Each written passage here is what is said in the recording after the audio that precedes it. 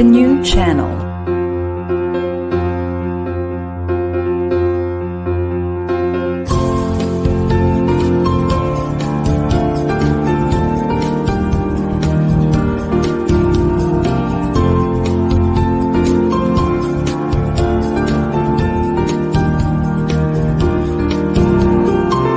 The new channel. Hashtag TNC Now.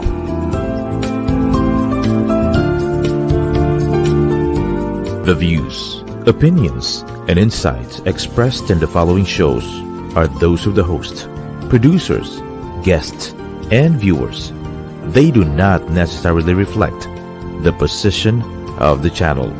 Viewer discretion is advised. Mabuhay and welcome to the new channel. Our passion transforms a community that sees and shares everything new. I'm King Gonzalez, and you guys are watching the 8th episode of the 5th season of Realty Realities.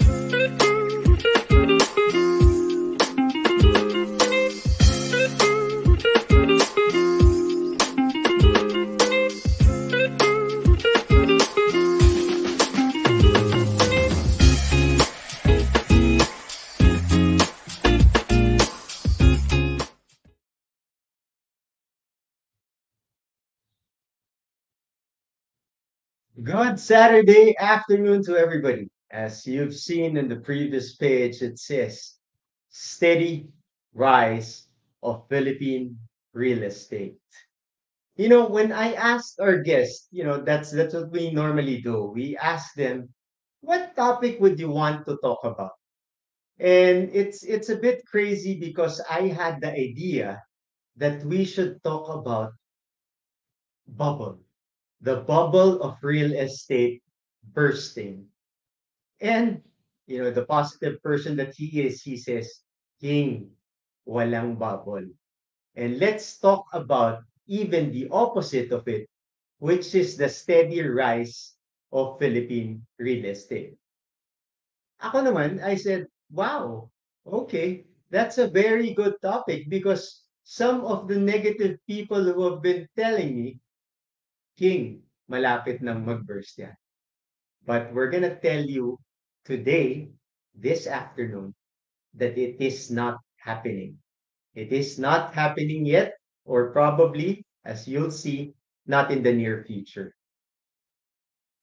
This guy is the right person to talk to you about the steady rise of Philippine real estate. Bakit? Well, the guy's front page of most of the seminars that talk about emerging markets, that talk about statistics about the market as it is. And just to put it correctly, he has over 20 years of professional work experience devoted to property management, consultancy, and brokerage. As head of various departments in CBRE, in Cameron Granfield, and Century Property, Jojo has structured investment transactions and advisory projects worth over 10 billion pesos. Or if you're watching us from the US, that's $250 million. And he likewise has transacted leasing deals worth over 500 million pesos. That's 10 million US dollars. So he is the right person to talk to. That's why even the DHSUD or the Department of Human Urban Settlements has, he got Mr. Jojo as consultant. He's also a consultant of Palafox Associates, also of Pinnacle Services. So let's welcome Mr. Jojo Romarx Salas. Sir Jojo, Thank you, Jojo, King. please, welcome, Good welcome. day, good day. Sabi ko, dun nga sa intro, Sir John, no? Alam mo, gusto ko sana maging negative eh, para to attract the attention. But when you replied to me, parang it was sort of saying na, King, mali ka dyan. Hindi na. Ah, hindi, hindi, hindi naman pa tayo malapit dun sa real estate bubble bursting. Tama ba? Tapos na yung Halloween. Malapit na yung Christmas. If it's bursting, it burst already. And figures will show. No, later on, we will look at the macroeconomic figures and of course, yung mga sectoral, no, office, Right, residential, and the rest. Definitely nag-dip. May mga sectors talagang dive. Right, And right. right now, steady recovery. I see. So I see. And kanina while we were preparing for this, it's not an interview really. So it's more of a coffee table discussion because similar to what we do when we go to the major coffee chains here in Metro, 'di ba? Parati naman ang discussion about business, about sports, about leisure. So this afternoon, let's talk about business that will affect your businesses. Pero chillax. Yes. Chillax na, Sir Joe. Sabi mo, let's start by showing them macroeconomic figures. Kasi, di ba, yung mga decisions naman natin should be based on what we have, and Yes. what we're experiencing. So, ano ba yan? Ano bang macroeconomic trends that we are looking at? Yung perfect starting point, no, yung macroeconomic backdrop. And probably, of course, when we look at the data, of course, the growth, no, gross domestic product grew by 5.9 as of third quarter of this year. One of the fastest growing economy in the ASEAN region. No? And definitely, nag-dip ng konti, 4.3 daw second quarter, a lot of alarm bells. But actually, one of the fastest growing. And I think the laggards we will discuss in a bit. No? So apart from the economic growth through GDP, we also have investments, no? Yung foreign direct investments, close to 12 billion in 2021, although last year a bit over $9 billion lang. But another window of opportunity, I'm sure lahat tayo tinitingnan to, especially during the bear months, would be the overseas Filipino remittances. So it breached $32 billion last year, and this year a little bit higher pa. So definitely over $32 billion, and usually per months talagang umuwi ang mga balikbayan or overseas Filipinos. No? And one more important thing would be unemployment. Kasi overall, of course, we're looking at later on yung mga laggards. No? So right now, yung mga positive GDP, investments, and of course yung remittances, yung unemployment natin 4.5%. That's really, really low. Now, when I was studying macroeconomics, pag sinabing 4% unemployment rate, that's full employment. Kasi normally, yeah, kasi may mga nagpapalit ng job, or mag-aaral, or getting married, raising a child, no? So 4% full employment. So anything below 5%, that's really good, no? So if you would look at our figures, no, yun, na-flash kanina, definitely positive. So these are the positive. I think marami, of course, we can discuss a lot of figures, but these are the four main positive ones. Of course, may laggards. No? When we talk of laggards, of course, ang tinitingnan would be inflation. So last year, inflation was really, really high at 8.1%. But US breached 10% and Europe 12% inflation. So a little bit better pa inflation natin. It's not like a nice thing to have, no? But from an 8.1% peak last year. Right now, 4.9%. So talagang na-adjust, no? So talagang big drop, no? Another negative, so to speak, would be Forex. No, yung foreign exchange to dollar, no? It reached 56 pesos per dollar, no? So sinasabi negative yan, no? But we'll discuss that in a bit. And isang bang sinasabi would be interest rates. Tumataas. Recently, tumaas siya, no, to 7% yung overnight lending rate. Actually, kaya na-taper yung inflation. Basically, the government, yung lever siya, no, they're using yung monetary policy by increasing steadily, yung interest rates from 6.25%, 6.5, 6.75, ngayon 7%, to limit the flow of money a bit. Why? The government is spending, we are spending, people are spending, kaya nga yung growth natin mataas. And of course, if everyone's spending, prices would be increasing. So in a way, to tame yung inflation, tinataas yung interest rate. So you would notice inflation rate negative, so to speak, pero na-manage. Foreign exchange, no, yung dollar natin tumataas ng konti, but malamang bababayan during the bear months because of the remittances. And actually, if you would look at the Forex, no, hindi necessarily bad. Because if you are earning in peso and spending peso, hindi mo masyadong tinitignan yung foreign exchange. Usually, maraming Pilipino yan pag magbabiyahe. Yung monthly na tumitingin yan would probably have overseas Filipinos na nagre-remit. Okay. Yung everyday na tumitingin yan, importers and all, di ba? Right. So yan, tinatamaan talaga yan. But most people, you earn in peso, spend in peso, hindi masyado. And yung flip side, kung medyo bumababa yung piso natin, more affordable siya for overseas Filipinos and for foreign buyers. So in a way, yung mga products natin, especially sa real estate, more affordable siya. Right. So because we have a lot of buyers who are from overseas, either Filipinos man yan or mga foreigners. And expats. And right now, may recent reports, definitely bumapalik na ulit.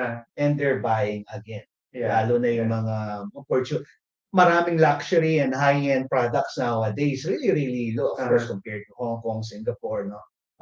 So talagang good for expats and for overseas Filipinos. So generally, what you've presented to us, Sergio, in macroeconomic trends is that the economy of the Philippines is doing well. Back on track dun sa high growth trajectory. Alright. So in fact, high growth siya, pero you have to balance kasi growing siya, so tumataas ang prices. So yung macroeconomy siya ng binabalance niya. Kasi lahat, I'm sure you're spending. Nagulat niya ako eh. Kasi nakita ko, di ba, sabi natin, uy, ang taas nung growth rate Pero mataas din yung inflation, supposedly galing tayo 8.1. Ibig sabihin, gumagastos pa rin yung mga Pilipino kahit mahal yung mga bilihin. Exactly. And sa real estate, government, yung build, they're spending. Developers we will discuss that in a bit, they're spending. Even in my car, look at my car right now. Ano meron? Ito, tiles, ceramic. Kasi tapos yung tag-ulan. Di ba? Nakita mo kung may konting tulo, may konting iyak dito, di ba? And normally ito yung, tapos may bisita ka. So kailangan maayos yung bidet, yung faucet, and all. So we are all spending. Obviously, tataas ang prices. So nililimit mo yan. But we are still affordable. Are we saying, Sergio, because we're just looking at it as the picture today. Yes. Are we also foreseeing or forecasting this in the next few years? Yes. Actually, dun sa yung NEDA, IMF, World Bank, tinignan, in fact, a little bit higher next year. Actually, yung big elephant in the room na hindi nababanggit, although sa slides nakita, one of the reasons rin sa inflation would be yung oil price. Kasi we're importing everything. Diba? And of course, may Ukraine and now Israel-Hamas war, diba? But if you would notice, nakaka-adjust ang mga Pilipino. Recently nga, oil prices drop a bit, diba?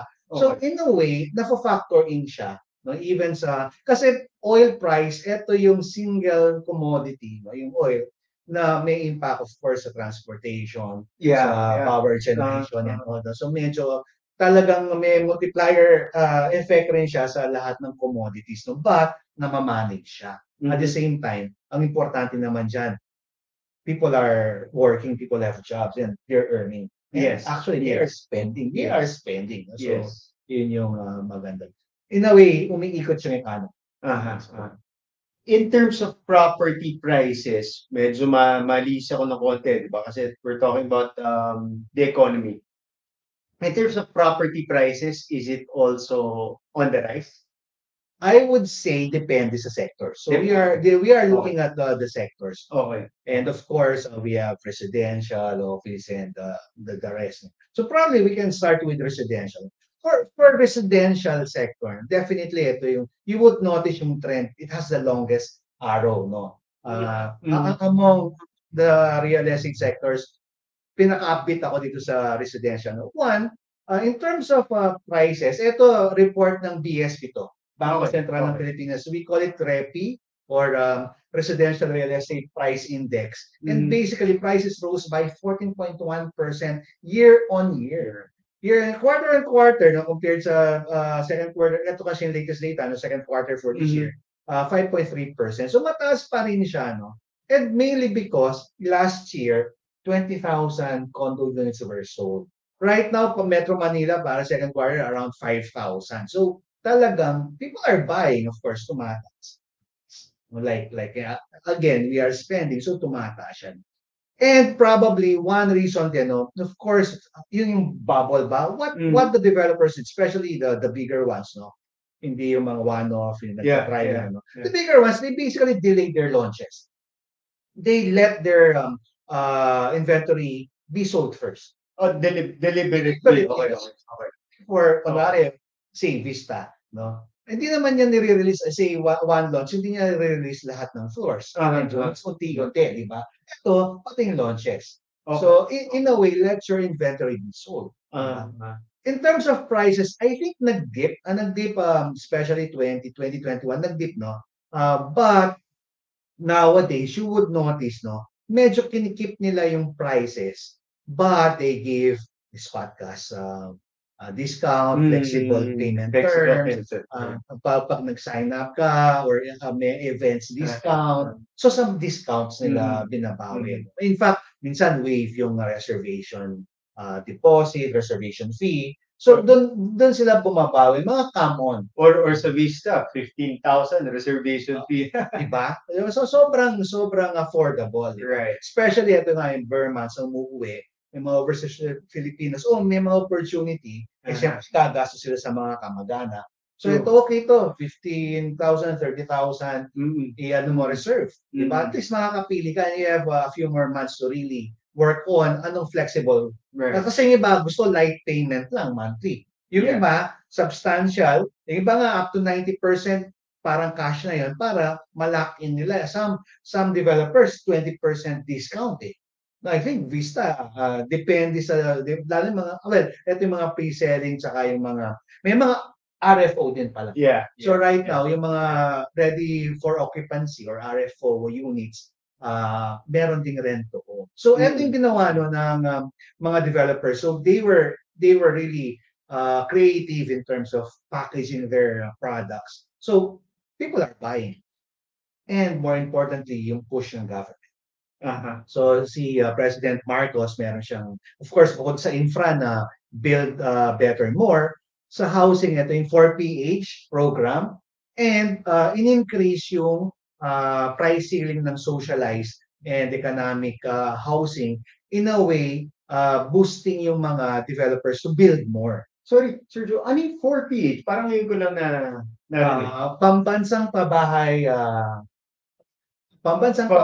program, basically, basically, it's making it more affordable for more Filipinos to invest in it. Initial target was 1 million a year, although medyo tough. I think tinitemper to 500,000 housing units, condo, houses, no? Kasi ang malaki dyan segment, around 3 million would be yung sa affordable and socializing. Okay. Now, the thing is, the socialized, masyadong malitang margins. So big players typically iniiwasan kasi Yeah, konti. No? Although may mandatory mandatory compliance and they do that. Although may mga escrow and also maybe for another topic na maganda. Well, maganda yan, no? Kasi basically how do we address yung backlog, no? So ito yung 4PH program, what the government is doing is really providing subsidies in terms of interest subsidies through Pag-ibig. Meron pang mga funding ng Pag-ibig sa mga developers. Then of course, sa mga yung SHFC or yung Socialized Housing Financing Corporation, they are financing developers to build socialized housing. Well, because of this, nagkaka-boost. Nice. So in a way, yung real estate kasi, especially no sa housing, malaki yung multiplier effect niya. Aggregates, no, labor, and of course yung ancillary consultants like us, architects, engineers, so marami, no, kikita, no, so talagang iikot yung economy. So kaya nga it has the highest among the sectors. Pinaka-upbeat ako sa residential. Yes. O sige, we move naman over to office, no? So it's a little bit up siya, little bit lang, so maiksi lang yung araw.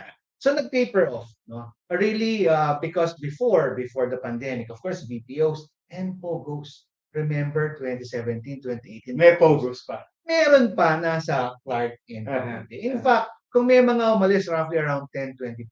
But they're still here.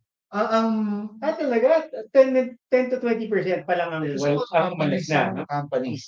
Companies, yung employees, kasi naghigpit even the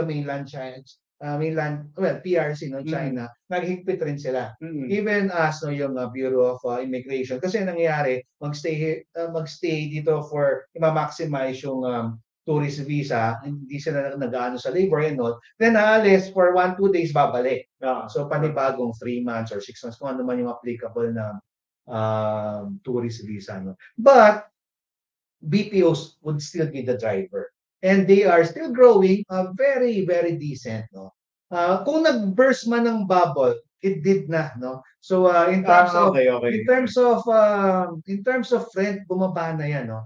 I would say, basically nag-drop yung rent by 10%, iba more than 10%, on the average 10% no? In 2020, 2021. No? So you would say that the bursting of the real estate bubble was caused by a natural thing called COVID. Yes, no. Kasi sarado, lockdown eh.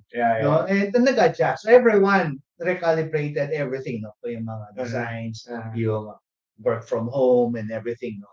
So kung nag-burst siya 2020, definitely yung I would say yun yung pinaka-drop, no. 2021 na pitas na ganda. So inching up na ulit. Even of course, the problem with real estate, matagal yung supply. I mean, yung plinano noong 2016, 2017, ngayon pumapasok, di ba? So tumaas pa yan, no? So right now, yung vacancy nasa 17%. Nag-peak last year, so ngayon bumababa na siya. Way back 2015, 2016, vacancy single digit. Minsan, like BGC, 5%, 2%. Hindi ka makahanap ng space. So nandun na, no? Likewise, which is good for tenants, ang isang tinamaan would be yung escalation rate. So bumaba ng 10% yung rent overall, then yung escalation rate, kasi bumalik na sa 10% escalation rate per year. Ngayon, nasa 5%, yung ba 3%. So medyo favorable to tenants. No? So, kasi naging tenants market for a while. So favorable to more people. To tenants. So yung developers, yung mga landlords, so but stabilizing naman, which is good. At again, the developers, dinelay mo na yung releases. So yung mga ginagawa na, okay, pusin na yan, mag-delay muna tayo ng release. So the good story about the office sector. And it's really, indeed, steadily climbing up, no? Steadily recovering. So up pa rin siya. Maliit, pero up. Very, very close relative of the offices, yung retail spaces naman. Usual, nasa ilalim ng mga office buildings or malls. Yes, no? And of course, the big malls. Offices, even residential condo, may konting retail yan, no? Paano yan? Pero the biggest retailers naman, of course, yung mga big malls like SM, Robinsons, and of course, Pure Gold, even Ayala, may mga ano. The thing is, nag-burst na din, no? Nag-burst na rin ng bubble kasi overall vacancy, 13%, napakataas yan. No, even during the Asian crisis, during the SARS days, Walang, di yan nagdo-double digit. So yung nag-double digit yung retail, malaking, kasi sarado. 13. As well. Ay, gusto ko lockdown eh. Di ba? It's limited one. Ako, once a month lang ako nag-ano nung super lockdown talaga. Di ba? Kasi one per family lang. Di ba? So once a month, ano ka na shopping. Wala, sir, ghost town yung mga Exactly. malls, di ba? Exactly. Pero, anong ginawa nila? Nag-share sila. Naging COVID facility, vaccination. Right. Of course, yung mga offices, no? Yung mga PRC natin, Right. and passport and BI, and of course other. So nag-adjust sila. So people, companies, and of course even in malls, marami rin actually repurposing, di ba? So yung logistics, kasi biglang si Shopee, si Lazada, and eBay, Amazon, biglang dumami, di ba? So Right. ang nangyari, of course, yung nag-ano sa logistics. So nagtinitingnan rin nila yan.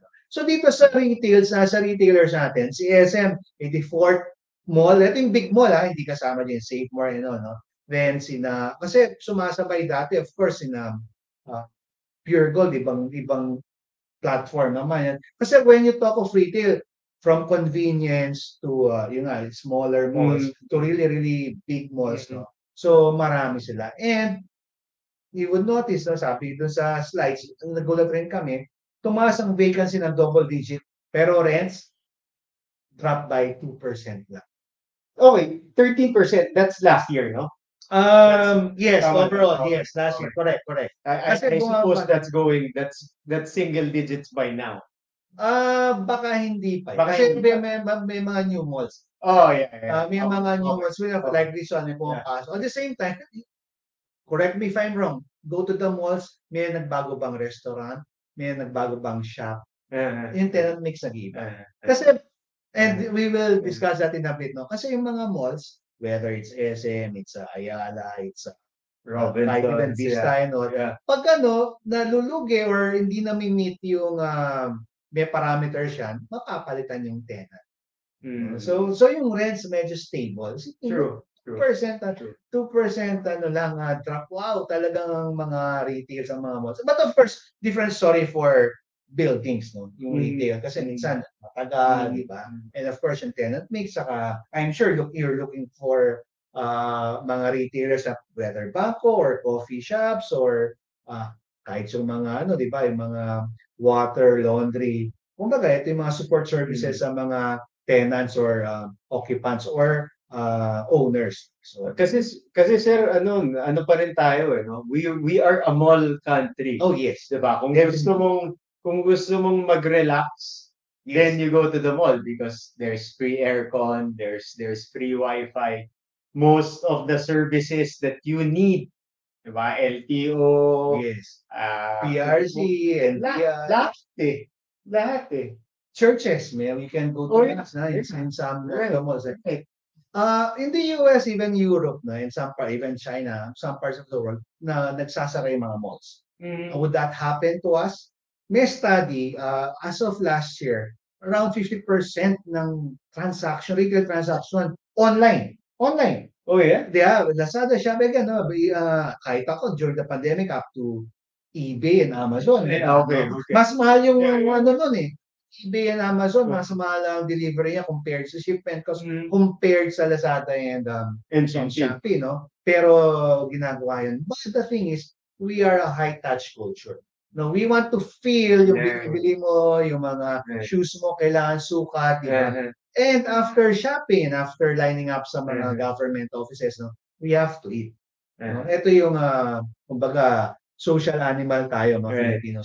So definitely, hindi basta-basta magsasara yung mga malls. Tulad ng what's happening in the US and in Europe. Sir Joe, baka pwede ko idagdag. I think one of the drivers also is traffic. Yes. Kasi gusto mong gawin lahat ng pwede mong gawin sa isang bisita sa mall. Yes. Doon sa maghapong yun. Dahil paglabas mo, ayaw mong maipit sa traffic. Exactly. So schedule mo lahat, di ba? Yung meeting mo, yung pagbabayad mo ng bills, yung kung kasama mo pa yung anak mo, di ba? Then entertainment. Kung all in mag-movie one. ka pa, di ba? Right. And people are watching movies right Oh, nowadays. but bumalik na. Bumalik na. Kasi affected yan eh. And yung iba, nagbawas ng yung theaters eh. Kasi nga, sarado for so many years eh. Yung iba, niredo. So, Ngayon, sir, may kama sa loob ng sa loob ng movie house. So, ibang experience na, no? Ibang experience na yung inaano nila. Galing. For eating. Oh, sige, sir. Moving on, how about the hotel hospitality? Ayan, isa pang ano yan. After residential, I'm betting, kumbaga kung highest ang residential, the next one would be hotel. Yung recovery niyan mataas because of the mababa pa na yung local yung foreign arrivals, no? Right now, ang target is 4.8, but I think we will reach 5 million. Yeah, I think nag-pick tayo 4.6 now. Oh, somewhere there. ang target 4.8 for the entire year. Target yun. Okay. Pero nasa nasa trajectory tayo na we will reach 5 million. Congratulations, DOT. Yes, but more importantly, local tourists. Okay, 5 million foreign tourists, maybe they would be spending more. But we have 122 million local. Tayo yun. No, may long weekend, magbabiyahe ka, punta ka ng wherever, sa Subic, sa Batangas. Of course, yung iba. Bora, or even well, local tourism, ito yung bumubuhay sa atin ngayon, no, yung local tourism. Even the hoteliers, definitely, tina-target nila yung mga staycation, family vacation. Kasi, maybe konti ang kikitain compared to foreign travelers, but definitely, long weekend lang, like ito, magkaka-long weekend tayo, people are traveling. So, definitely, malaking boss. And, balita ko, Sir Joe, maganda daw dun sa San Benito, the farm. Yes. Kung gusto mong ma-relax dahil sa mga iniisip mong mga problema sa business, go to San Benito Farm. Yes, and may mga villas na siya. Right. So, you can retreat town or community sa Lipa. Ito yung mountainous area ng Lipa. Siyempre, dapat tinitingnan natin. Siya one of the stories ng Lipa. And the city is really a booming city. No? Nice. Siyempre, you have Batangas City na port. Pero in terms of business, in terms of commerce, it's really Lipa. Pero yung San Benito, nandun siya sa mountainous area. Pamalarayan. Yes. Tapos yung sunset, yung even sunrise sa kapilang. Huwag na natin pag-usapan. So, sir, ano na pa?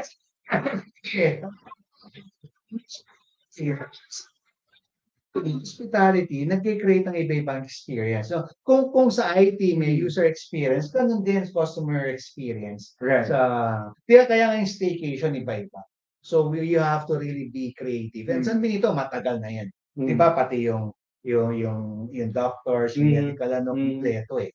So, hindi ka lang nagre-relax, pati yung wellness, yung health mo, part ng package, so to speak. Correct. So, wow. So we're talking about not just foreign, but also domestic tourism. Yun yung mga drivers talaga of the hospitality industry. And hindi nahuhuli ang Pilipinas dyan dahil alam nyo naman that Filipinos are very hospitable people and we take care of people very well. Kaya in demand. Yes. Okay. Medyo iba yung shift natin sir. From hospitality, we go to industrial. Industrial, yes. Usually, ang industrial, kasi sprawling to, no? And the thing with industrial, konti ang spaces. Even before the pandemic. Limited yung spaces. Okay. When you talk about, siyempre, disregard Subic and Clark kasi government. Although they are expanding din, no? Then of course you have yung Calabar zone area. Well, Calabar, in fact, Calaba, no? Cavite, Laguna, Batangas. Ito talaga yung solid, ano? Then of course, going north, you have Bulacan and Pampanga. Ito yung outside Clark and Subic, no? Now, up to Tarlac, nag-ano na siya, di ba? And even the bigger players, they're looking at industrial. Kasi kulang yung space and upbeat yung mga Koreans, definitely Japanese. Then of course yung mainland Chinese and Taiwanese and even Singapore kasi magaling sa packaging ng So Singapore. you're talking about not just warehousing, no, Sir Joe? No, You're talking about manufacturing. manufacturing. Wow, wow. Bukod pa sa warehousing, kailangan din yan. Oo. But manufacturing. Manufacturing. Remember, no, merong nangyayaring decoupling. And yung Mm. US and China maybe. Mm. Kasi before, well, up to now, I would say, no, ayun muna ang konti.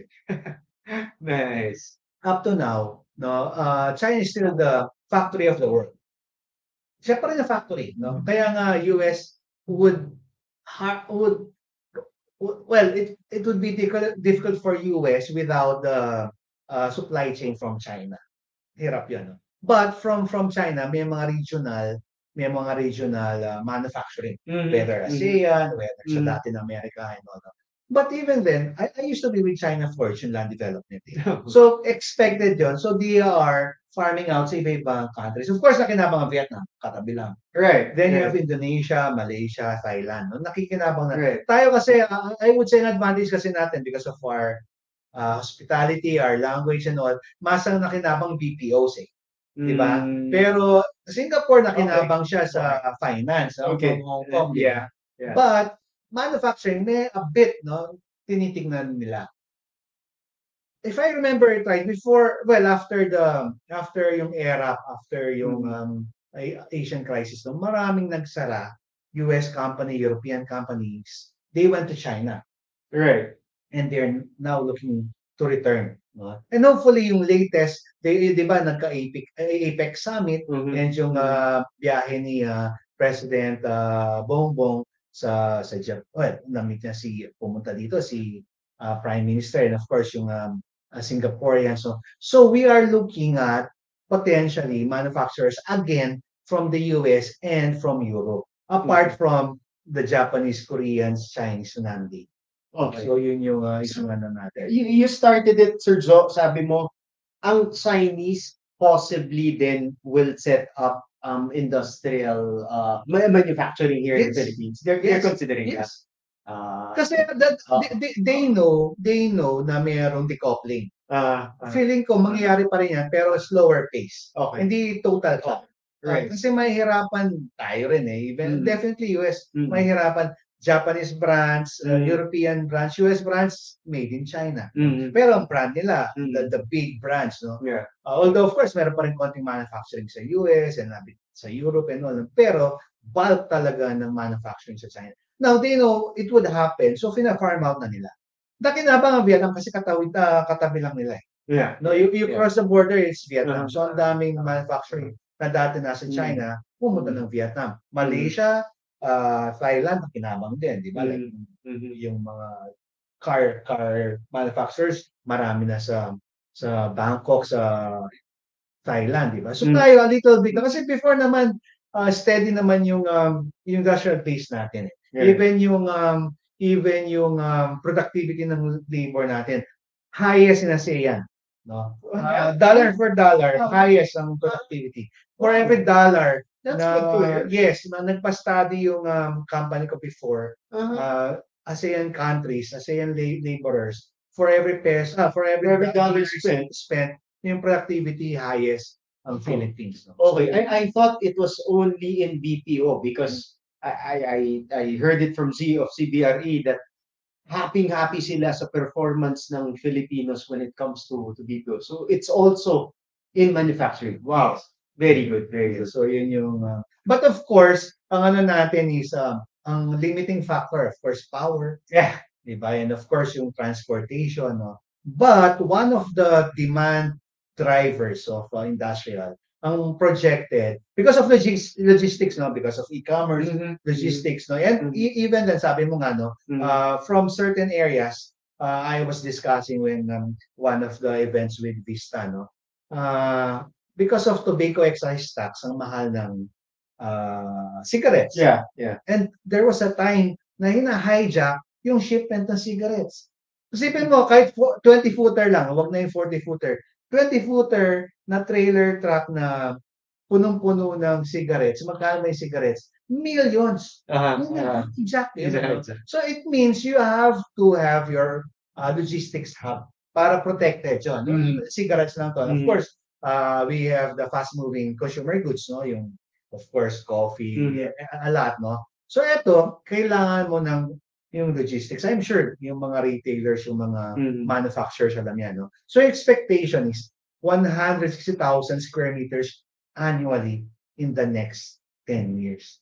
No? So yun yung mga ano natin because of e-commerce and of course yung manufacturing. So yun yung Can you say that again, sir? 160,000 square meters no, of industrial space. But of course marami dyan warehouses. Not necessarily Kailangan, no? for logistics. Wow. Hindi yan yung manufacturing. Manufacturing kailangan mano natin. And of course, at least lumabas na yung ano. A while ago, we showed yung foreign direct investment. At least lumabas na yung from boards of investment, yung mga income tax holiday, mga incentives. No? And I think nire-revise pa ng konti yan para kung meron pang additional VAT exemptions. So, of course, itong mga tax holidays na to would definitely encourage foreign investments. So, yun yung tinitingnan natin. Okay, so that's in terms of real estate market snapshots. Yes. Meron ba tayo nakalimutan dun sa ano? Markets? Or is that done? No, that's done. Yeah. Basically, you have to look at sino yung gumagawa. So, yun yung ano natin, the developers. So, titingnan. Marami yan, and they will just, of course, choose some of the top five selected. Ano. Right. Yung mga major developers, major real estate developers. And, kamusta sila? yes. Diba? Kung titingnan natin, no, itong third, at least, ito, bagong labas itong mga profit, ano nila, no, yung releases. No, yung, Mainit pa. Yes. November, yung iba late October, no. Of course, no, one of the biggest, syempre, SM Prime, SM Group, no. 30.1 net income, 30.1 billion pesos net income. Ano lang yan? First 3 quarters, hindi pa yan for the year, no. So kung ano mo yan, so aabot ng more or less around 40 billion net income, no, kung titingnan mo na. Kasi 3 quarters lang yung 30.1 billion, no, which is 37% growth for SM Prime, no, for the group, no. And of course, ang ano dyan, yung driver, of course, malls, no. But I think ang kailangan nating tignan dyan would be yung naka-underline, yung reservation sales. Kasi marami dyan mga brokers, no, sales people, and ang reservation sales for the first 3 quarters, no, 89.3 billion, no. Medyo mabagal ang growth, 6% lang, no. This is for first 3 quarters of the year. 6% growth compared to last year, first 3 quarters, no. But still, that's close to 90 billion reservation sales. So talagang they're back and they're spending. No? So siguro quickly discuss natin. So of course, ang kasabay niyan would be sa Ayala naman. No? Yung Ayala naman, a little bit higher, no? 38% growth. Pero in terms of absolute amount, medyo mababa ng konti. No? 18.4 billion compared to 30 billion ng SM Group. No? And again, for both groups, ang revenue driver would be yung recurring income. Malls, commercial spaces. They love building, they love selling, pero yung recurring income, kashing-kashing yan eh. Kasi tuloy-tuloy yan eh. For big players, no, like Ayala, Vista, and SM, which we will discuss sa mamaya. Yung recurring income kasi, you don't have to do it all over again. Kasi sa mga selling sa residential condos, no, find a good property, acquire it, kumbaga, lahat ng compliances, build it, sell it. After nun, kikita ka, yes. Then you have to look for another, no? So, and do it all over again. Unlike yung mga malls, yung offices, mga hotels, tuloy-tuloy recurring income siya. So for both groups, no, Kaching. yes, definitely, exactly, no. So yun yung ano natin, no. Then of course, hindi natin tatanggalin, no. Marami, of course, no. Ito lang yung one of the top 5s, no. Top 5 Pero developers. hindi natin pwedeng makalimutan ng Vista Land, lalo na yung Vista Residences. Yes. Kasi ang mga condominium yan, kung hindi mo lang natatanong, no, Sir Joe, parating malapit yan sa mga universities. In fact, yung sa Ateneo, yung 309, yung Hawthorne, nasa tapat lang. So, tatawid ka lang. Walking distance. You have to be safe. Tumawid po kayo ng overpass. Yeah. Nandun na kayo. Or yung nasa Lasal, nasa gilid lang. So, hindi nyo na kailangan tumawid ng overpass kasi nasa gilid na lang. So, if you're looking for Vista Residences, please get in touch with Core Global Brokers Division. Yan ang best, the best pagdating sa pagbebenta at hindi lang sa pagbebenta, sa pag-aalaga sa inyo kapag binibili nyo na yung property na yan. Bukod doon, pag nabili nyo na, aalagaan pa kayo. Yeah. Yan. Wow! Okay, okay. So yes, sir, balik natin dun sa top developers. Siyempre, ang Vista, mataas, 70% growth. No? Pero mas mababa ng konti. But still, no, substantial, 8.2 billion net income for the first 3 quarters. No? So definitely maganda. No?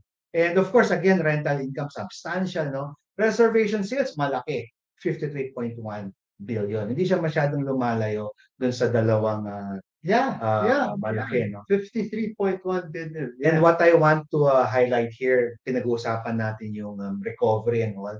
You would notice yung capital expenditure no ng Vista, 21.3 billion. And I'm sure ganun din sa Ayala and SM, no? Mas malaki yung capex. So dito, they are making money and they are spending. So 21.3 billion again, no? For construction, for development, and of course kasama dyan, no? Sa selling, no? Sa brokers commission, no? So tuloy-tuloy ang ligaya so to say. Kaya nga yung magbe-burst ba yung bubble? Kung magbe-burst, it did. No, ito recovering na tayo. No, recovering. And Vista Land, meron pang more than 3,000 hectares of land for development. And they are earning, and they would probably spending again Really? next 3,000 year. hectares of land So, ba? So kung kayo ay broker na nanonood sa amin at nag-aalok ng Vista Land, medyo preno muna ng konti at sige ha. Ito bukod sa, of course, before sa vertical, mas kilalang group sa horizontal. Di ba? Okay, Kami okay. meron. Okay. To Memorial. yeah. That's it. Golden Kompleto, David, no? Golden David. And of course, because of may mga malls sila, all day, all home, then of course, may coffee projects pa. So talagang tinitingnan. And ang maganda sa group, no? Talagang they penetrate yung iba-ibang mga cities and municipalities na yung ibang national brands hindi pa kino-consider. Oh, okay, So, okay, okay. I want around That's very nice. Yes. That's very nice. Kasi, naalala ko sabi ng Vista Land, no? Sila yung pinaka-spread out all across the country. Tama? Yes. Yes. I've been doing a lot of consulting projects all over the Philippines, no? Pumunta ka sa, whether it's Mindanao, no? Pumunta ka Butuan, may Camellia Vista Group. Right. Pumunta ka ng Pagadian, pumunta ka, para magugulat ka, yung iba hindi pa kino-consider, but the Vista Group, nandun na. No? So talagang one of the national brands na nakikipag-compete sa mga local, usually local developers ang, siyempre, may bagong kalsada, may bagong bridge, may bagong municipal hall, pero sila nandun na. So, Ayos. Sir Joe, parang extensive po ito, extensive lecture kung gusto nyong makita kung bakit ba we are in the steady rise of real estate still in the Philippines. Sir Joe, any final words sa ating mga viewers? Our viewers are composed of not just agents, the brokers, but also includes, of course, investors, no? So I guess the answer is yes, continue to invest, but take it from Sir Jojo. Sir. Yes, thank you. So, ang natin, steady recovery, no? Like any recovery, uneven siya. Hindi siya pantay-pantay. Okay. And you need the help of experts, no? Mga licensed real estate brokers, appraisers, consultants, and of course, yung mga reputable brokerage companies and developers, no? Kasi hindi siya sabay-sabay. And in fact, this is the best time to cherry pick, especially for investors, for buyers. Ito yung best time to cherry pick and use the services of the professionals. Yun. Sinabi na ni Sir Jojo lahat. And ako, malaking pasasalamat ko kay Sir Jo because nakita niyo naman, nakabisi Sir Jo because he is, like what I said, the consultant of, tama ba? Department of Human Settlement and Urban Development. No? Part-time lang naman. Oo, pero you've shared extensively what you know about the market, and you've shared it only here at Realty Realities, kasi kung hindi, magbabayad po kayo para marinig sa kanya to. Kaya dahil dyan, di ba? We would like to thank you, Sir Zo. Wow. Ay, buksan natin kasi gusto kong Masarap yan. Tama-tama. parang medyo matagal yata. Weekend snacks. Yan ang mga ano. Ayun, namoy ko na yung battered chicken from Popeyes. Let's take it out. Wow. So you Oh, can di see ba? it. Yeah. Yeah. So Amoy thank pa you lang, very much. magulang na. Thank you very much, Sir Zo, for being here at Realty Realities, and thank you very much, Popeyes. We could not repay the talent fee that people pay you No, to share worries. this. So maraming Maraming salamat din Maraming for the salamat. opportunity. Yeah. Well, I don't have to say anything yet or anything more, because this has been an extensive episode about the steady rise of Philippine real estate. So, kundi ito na lang. Maraming salamat po sa inyong panonood. Maraming salamat to Vista Residences, to Popeyes, and to Q Bags by Candy. Enjoy the rest of the Saturday afternoon. Mabuhay po tayong lahat, and God bless us all. Bye.